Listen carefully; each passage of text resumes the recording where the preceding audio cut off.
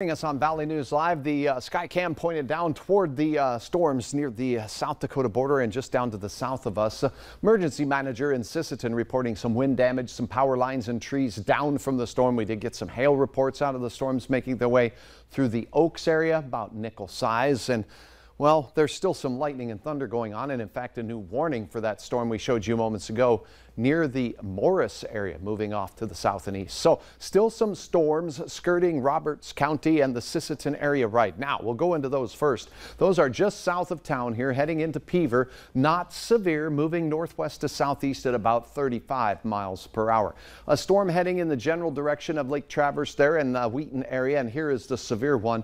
That warning just issued until 10:45 tonight for 1 1/4 inch diameter hail, mainly north of Morris, moving down to the south and east. This is out of our viewing area, and essentially our risk of severe weather is kaput for the rest of the evening as we have drier and cooler air settling in. Looks a little more refreshing during the overnight hours. 69 in Devils Lake, 73 Roseau, and in Detroit Lake, 73 as well. Still 77 in the heat island of Fargo there. All the concrete helping to keep our temperatures just a little warmer. Here's a look at the currents at Hector. We have a north-northwest wind at 10 miles per hour. Moorhead, your airport, is at 75 degrees. Dew points are in the mid-60s, so a little on the sticky side and a little above average for dew point temperatures for our area. Thunderstorms exit. Then the rest of the night looks very quiet as we'll see a light northwest wind. Temperatures sneaking down into the 50s for some of us briefly. Did you see that? Particularly up north. And we rise and shine with temperatures in the upper 50s and low 60s. And that's a pretty comfortable reading there. Now passing high clouds rather as we go through the day. West and northwest winds. The blue arrows here are friendly. 5 to 15 miles per hour, nothing too strong there. Maybe a little bit higher near Lake of the Woods. Temperatures will be very similar today. We might saw off a degree or two.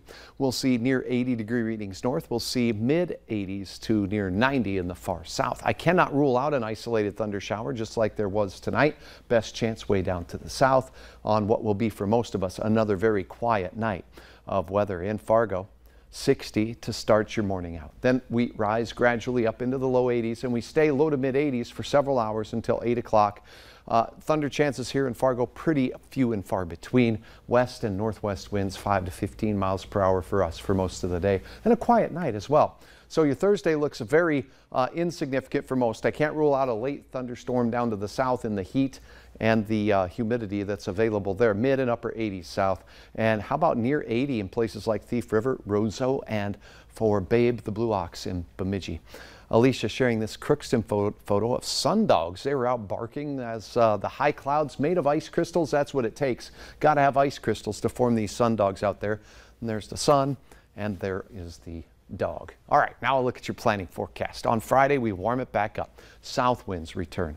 Thunderstorm chances return to the region as well, but it doesn't look widespread and overly severe at this point. Now, that system that moves through will cool us off for Saturday near 80 both weekend days. And check out the morning temperature on Sunday. It'll be similar to tomorrow morning here as we'll be refreshing this weekend. Next week, the heat returns. All in all, it looks seasonable for this time of the year with hit and miss shower chances continuing. I've gotten some pictures from area farmers and ranchers out there trying to do haying, and I can feel for you because with all this rain periodically, it gets hard to cut the hay and you don't want to leave it out there in the rain. But looks like we have a couple dry days in there too, so hopefully you can take advantage of that. So we could just piece a couple of those together. Right, that would be a bonus. Thanks, Hutch. Rural fire